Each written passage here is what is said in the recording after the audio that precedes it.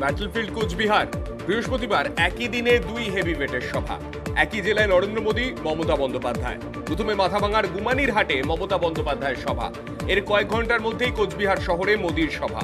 বৃহস্পতিবার মালবাজারের রাসমেলা ময়দানেও সভা করেন মমতা। কোচবিহারে মোদী মমতার হাই ভোল্টেজ সভা ঘিরে সরগরম উত্তর। বাংলায় আসার আগে বাংলাতে বার্তা মোদীর। কোচবিহারে আসার আগে বাংলায় পোস্ট প্রধানমন্ত্রীর। লিখলেন, কোচবিহারের জনসাধারণের মাঝে আসার জন্য উদ্গ্রীব। বিজেপির উন্নয়নের কর্মসূচিকে সমর্থন কোচবিহারের মানুষের। তার দৃঢ় বিশ্বাস, বিজেপিতে আস্থা রাখবে কোচবিহারবাসী। এক্স হ্যান্ডেলে পোস্ট মোদীর। সিএএ বিরোধিতায় ফের মমতা বন্দ্যোপাধ্যায়ের সুর সপ্তমে। সিএএতে আবেদন করলেই এনআরসির আওতায়। মালবাজারের সভা থেকেও চড়া সুর মমতার। বললেন, অসমের মতো ডিটেনশন ক্যাম্পে রেখে দেবে মোদী সরকার। বন্ধ হয়ে যাবে সব সরকারি সুযোগ সুবিধা। লক্ষ্মীর ভান্ডারের মতো রাজ্যের প্রকল্প থেকেও বঞ্চিত হবে মানুষ। যেই আপনি অ্যাপ্লাই করবেন ক্যাতে, সঙ্গে সঙ্গে আপনাকে এনআরসি করে দেবে। করতে দেব না, কে করতে দেব না, কারো অধিকার কেড়ে নিতে দেব না। সিএএ নিয়ে অপপ্রচার করছে বিরোধীরা। কোচবিহারের সভা থেকে চড়া সুর নরেন্দ্র মোদীর। বললেন, নাগরিকত্ব মোদীর গ্যারেন্টি। बीजेपी सरकार सीएए लेकर आई है तो ये अफवाहें फैला रहे हैं। मां भारती पर आस्था रखने वाले हर परिवार को नागरिकता देना ये मोदी की गारंटी है।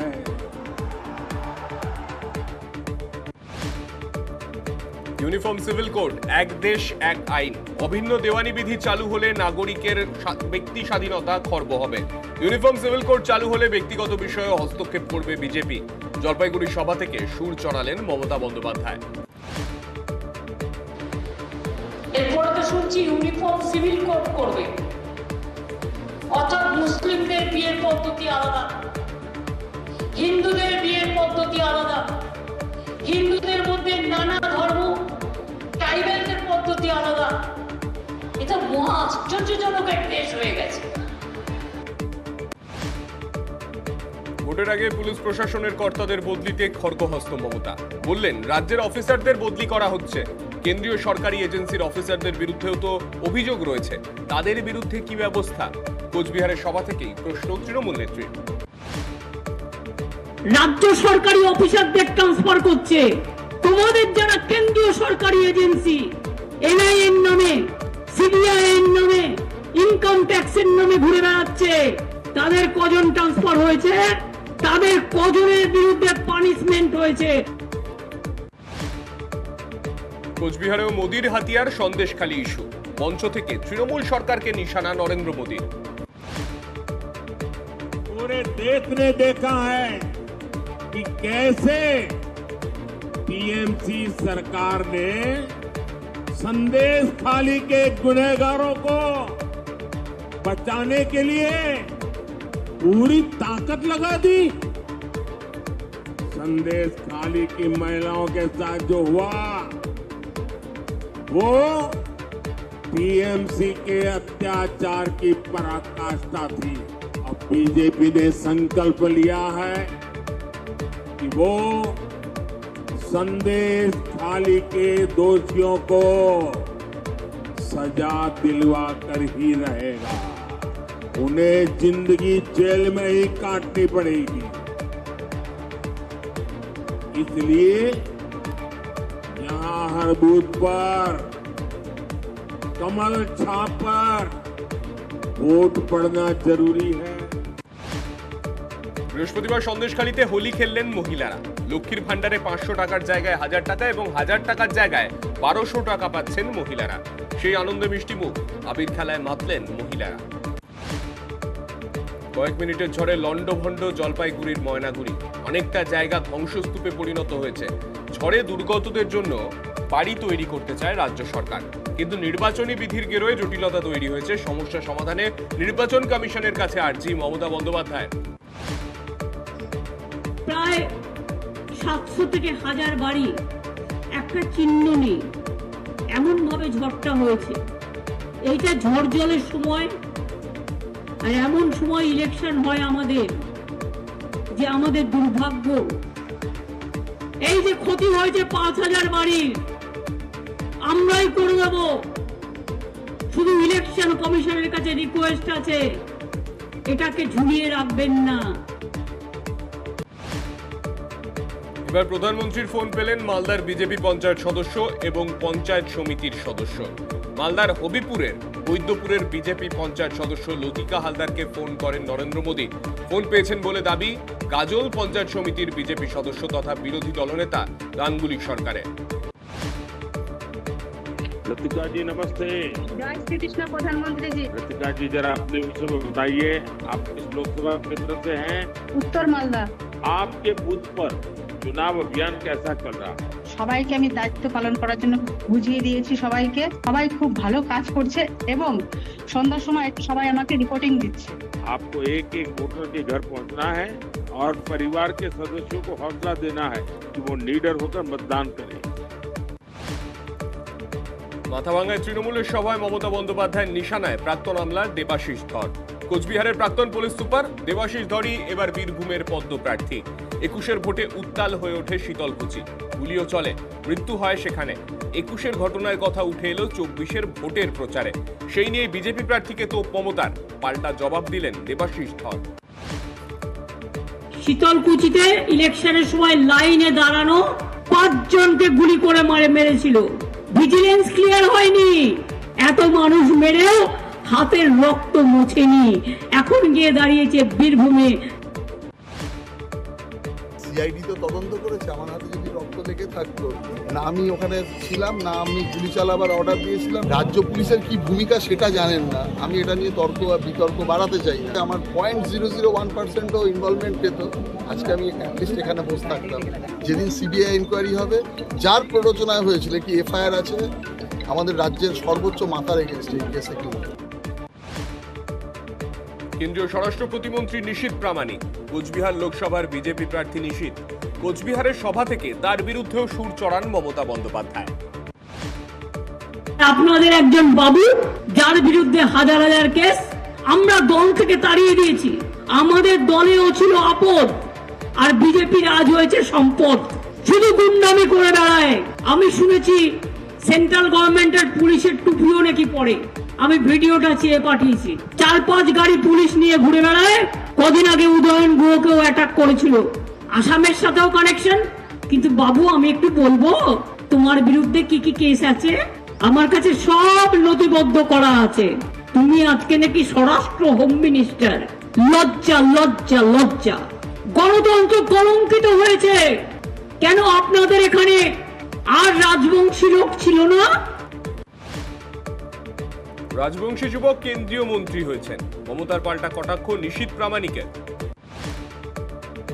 আসলে হিংসা হয়, মমতা বন্দ্যোপাধ্যায়ের হিংসা হয় যে কুচবিহারের মতন জায়গা থেকে একটা রাজবংশী ছেলে সে গিয়ে দিল্লিতে সেখানে সর্বভারতীয় রাজনীতির সঙ্গে যেমন যুক্ত রয়েছে, সেরকম একইভাবে মোদিজির যে সরকারের উন্নয়নের প্রকল্প সেগুলোকে আগে বাড়িয়ে নেওয়ার চেষ্টা করছে। বর্তমান দুর্গাপুরের পদ্মপ্রার্থীর মুখে আবারও দাদাগিরির কথা। নাম না করেই তৃণমূলকে শায়েস্তার হুঁশিয়ারি দিলীপ ঘোষের। বললেন দাদাগিরি এখনো শুরুই করেননি, যেদিন একটা ঘা মারবেন সব সিধে হয়ে যাবে। পাল্টা তোপ কীর্তি আজাদের। দাদাগিরি আমি এখনো শুরু করিনি, ওরা ঠিকঠাক করছে। যেদিন একটা ঘা মারবো না, কামারের ঘা দেখেনি, সিধে হয়ে যাবে সব।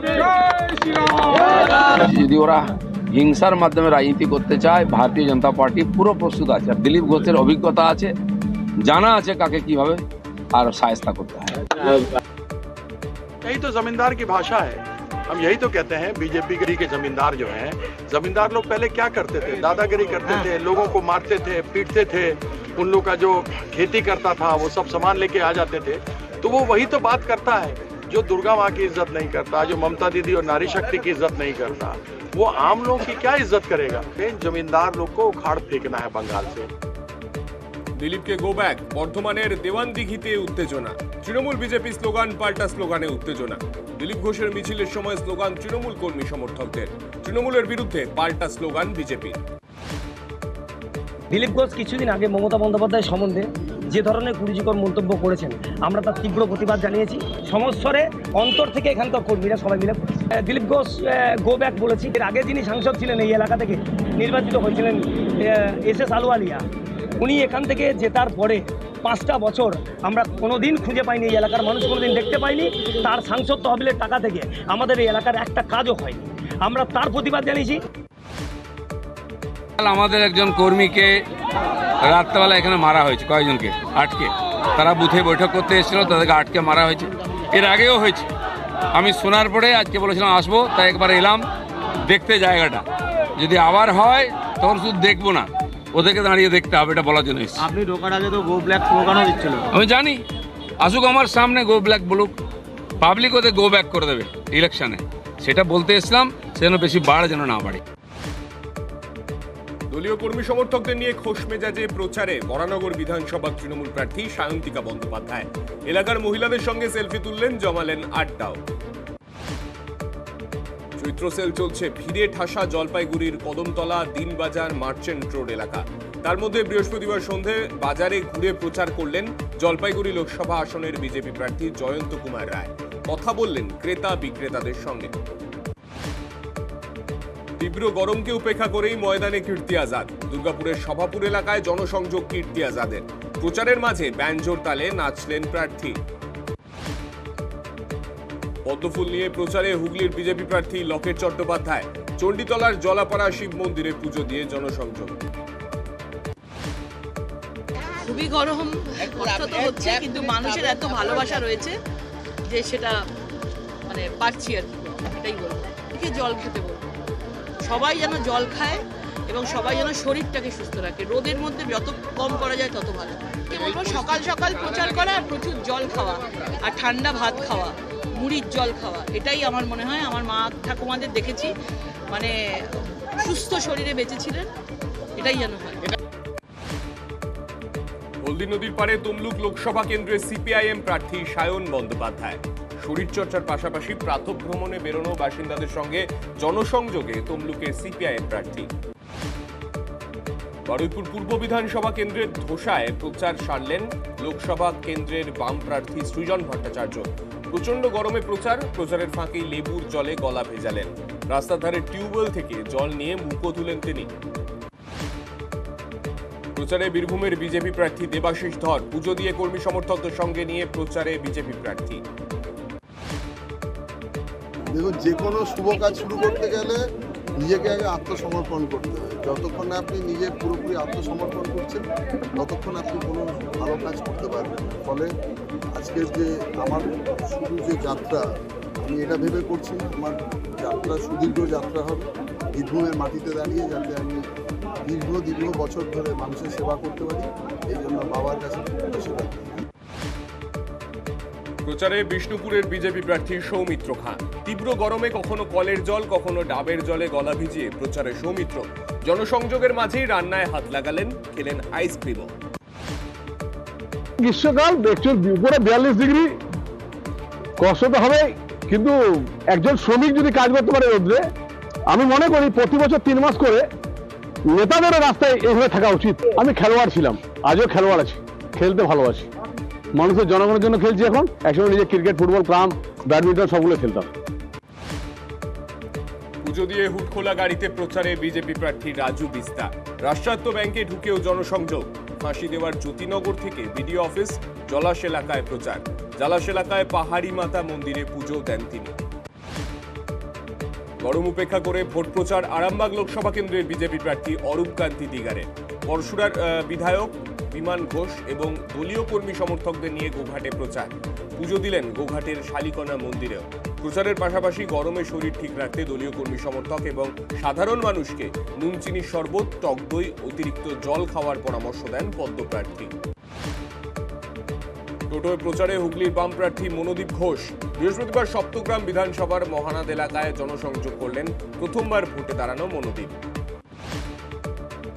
নদিয়ার কালীগঞ্জে অগ্নিকাণ্ডে ক্ষতিগ্রস্ত এলাকা পরিদর্শনে কৃষ্ণনগর লোকসভার বিজেপি প্রার্থী অমৃতা রায়।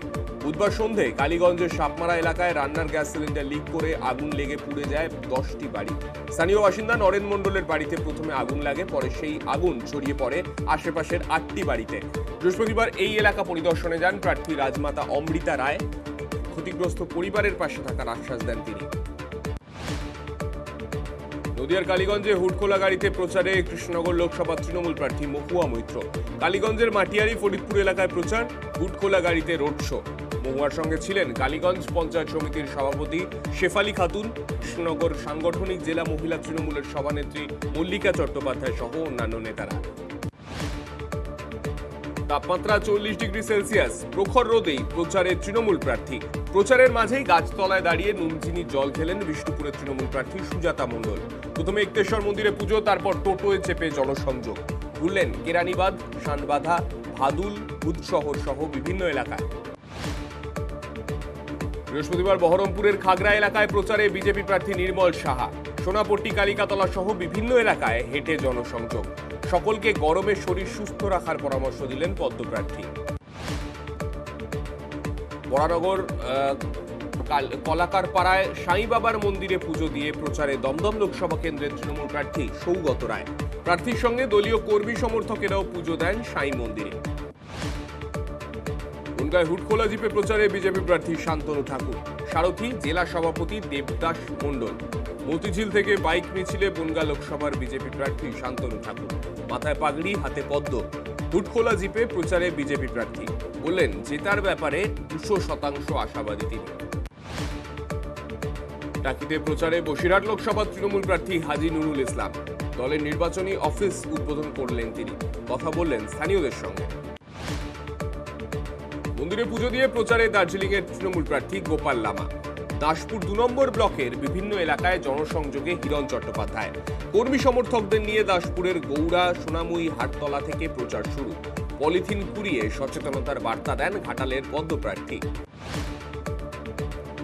দার্জিলিং আসনে ঘরে বাইরে ক্ষোভের মাঝেই বৃহস্পতিবার মনোনয়ন জমা দিলেন কংগ্রেস প্রার্থী মুনিশ তামা।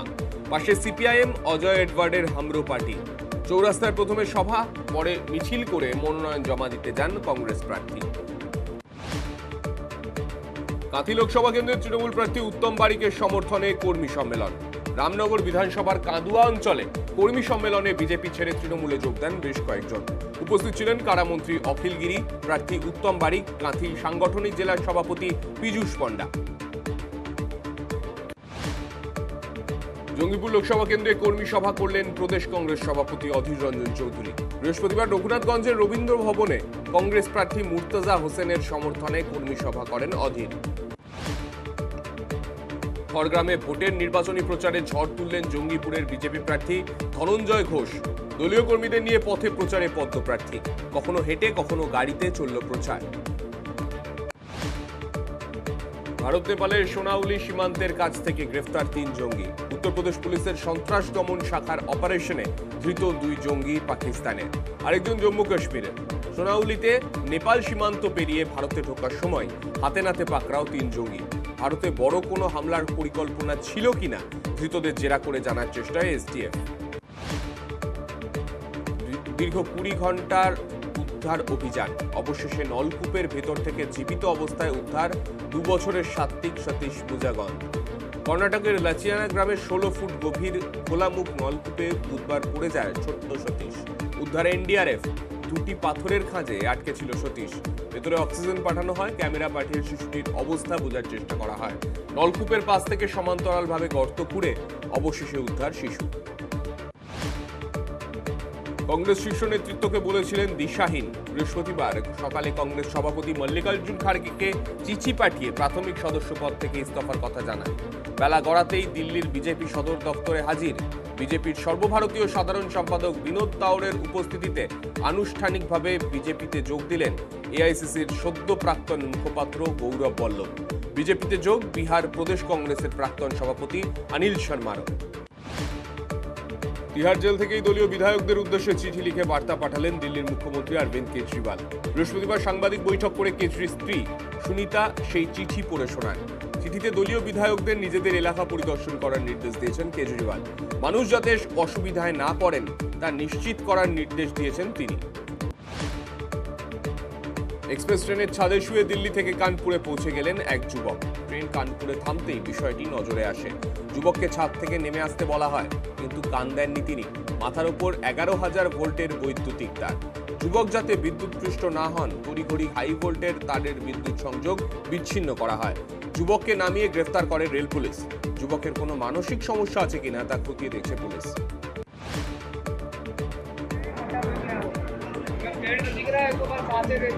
अबे नहीं करने नहीं जा रहा है अभी वो भी बताने से करवट लिया है जिंदा है ये बोलने का तो ये कर क्या रहा है ये जिंदा है मारा नहीं है अभी पेड़ तो दिख रहा है अबे नहीं करने नहीं जा रहा है अभी वो भी बताने से करवट लिया है जिंदा है ये बोलने का तो ये कर क्या रहा है ये जिंदा है मारा नहीं है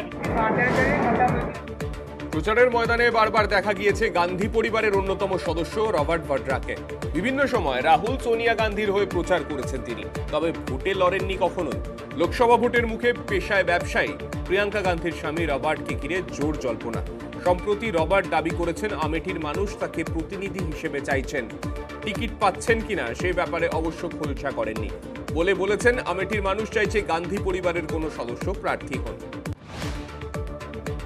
কলকাতা নাইট রাইডার্সের বিরুদ্ধে 106 রানে হেরেছে দিল্লি ক্যাপিটালস। এত বড় ব্যবধানে হার মানতে পারছেন না দিল্লির প্রধান কোচ পন্টিং। ঋষভ পন্তের তুলোধনা করেছেন রিকি পন্টিং। গোটা দলের উপর আঙুল তুলেছেন। পন্টিং বলেন, প্রথমার্ধে তারা যা খেলেছেন তাতে তিনি লজ্জিত। 2 ঘন্টা ধরে বল করেছেন 17টি ওয়াইড, 3 ওভার বেশি বল করেছেন তারা। তাদের সবকিছু ভুল হয়েছে, এগুলি মেনে নেওয়া যায় না, তাড়াতাড়ি ভুল শোধরাতে হবে। হারের হ্যাট্রিক বিধ্বস্ত মুম্বাই ইন্ডিয়ান্স। দূরত্ব বাড়ছে প্রাক্তন অধিনায়ক রোহিত শর্মা এবং বর্তমান অধিনায়ক হার্দিক পান্ডিয়ার মধ্যে। প্রকাশ্যে ঝগড়া হচ্ছে। নাম প্রকাশে অনিচ্ছুক মুম্বাইয়ের এক ক্রিকেটার জানিয়েছেন, হার্দিকের অধিনায়কত্বের জন্যই দুজনের মধ্যে ঝামেলা। মাঠে হার্দিকের অনেক সিদ্ধান্ত মানতে পারছেন না রোহিত। নিজের মতামত জানাচ্ছেন, সেগুলি শুনছেন না হার্দিক। নিজের মতো সিদ্ধান্ত নিচ্ছেন। দল ছাড়তে চাইছেন রোহিত। পরের বার তিনি আর মুম্বাইয়ে থাকতে চাইছেন না। গাড়ি দুর্ঘটনার 15 মাস পর মাঠে ফিরেছেন ঋষভ পন্ত। পরপর 2টি ম্যাচে হাফ সেঞ্চুরি। তবু আইপিএল থেকে নির্বাসিত হতে পারেন ঋষভ। ইতিমধ্যেই 2টি ম্যাচে স্লো ওভার রেটের কারণে জরিমানা হয়েছে। আরেকটি ম্যাচে মন্থর ওভার রেট হলে দিল্লি ক্যাপিটালসের অধিনায়ককে একটি ম্যাচের জন্য নির্বাসিত করা হবে। সেই সঙ্গে দিতে হবে 30 লক্ষ টাকা জরিমানা। আগের ম্যাচে ইম্প্যাক্ট প্লেয়ার হিসেবে খেলতে নামলেও ব্যাট করার সুযোগ পাননি। বুধবার দিল্লি ক্যাপিটালসের বিরুদ্ধে 3 নম্বরে নেমেই হাফ সেঞ্চুরি। 18 বছর বয়সী কেকেআরের অঙ্গকৃষ্ণ রঘুবংশী কৃতিত্ব দিয়েছেন সহকারী কোচ অভিষেক নায়ারকে। অভিষেকের কোচিংয়ে ছোট থেকে ক্রিকেট শিখেছেন অঙ্গকৃষ। তার পরামর্শেই অঙ্গকৃষকে কিনেছে কেকেআর। অঙ্গকৃষ বলেছেন, অভিষেক তার সত্যিকারের গুরু। বুধবার দিল্লি কলকাতা ম্যাচ দেখতে মাঠে হাজির ছিলেন শাহরুখ খান। মাঠে ঋষভ পন্তকে বসে থাকতে দেখে এগিয়ে যান কিং খান। জড়িয়ে ধরেন দিল্লি দলের অধিনায়ককে। সান্ত্বনা দেওয়ার পাশাপাশি ক্রিকেটে প্রত্যাবর্তনের জন্য শুভেচ্ছাও জানান কেকেআরের মালিক। দুজনের মধ্যে বেশ কিছুক্ষণ কথা হয়। নাইট শিবিরের নতুন তারকা অঙ্গকৃষ রঘুবংশী। অনেকে বলছেন ছোটা প্যাকেট বড়া ধামাকা। দিল্লি ক্যাপিটালসের বিরুদ্ধে ম্যাচের শেষে অঙ্গকৃষের সঙ্গে কথা বলেন নাইট মালিক শাহরুখ খান। তাকে জড়িয়েও ধরেন। অঙ্গকৃষ বলেন, শাহরুখের সঙ্গে দেখা হওয়ার মুহূর্তটা ভীষণ স্পেশাল। শাহরুখকে ছেলেবেলা থেকে টিভিতে দেখেছেন, তার সঙ্গে দেখা করে কথা বলে দারুণ লেগেছে। তিনি খুশি যে শাহরুখ তাকে চিনেছেন। দুর্গাপুরের নেহেরু স্টেডিয়ামে ক্লাব সমন্বয়ের উদ্যোগে বিগ ব্যাশ ক্রিকেট টুর্নামেন্ট। অতিথি হিসেবে হাজির বিশ্বকাপ জয়ী সন্দীপ পাটিল। বললেন কীর্তি আজাদ বহু পুরনো বন্ধু, পুরনো সতীর্থ। প্রার্থী হওয়ায় তাকে অভিনন্দন জানালেন সন্দীপ পাটিল।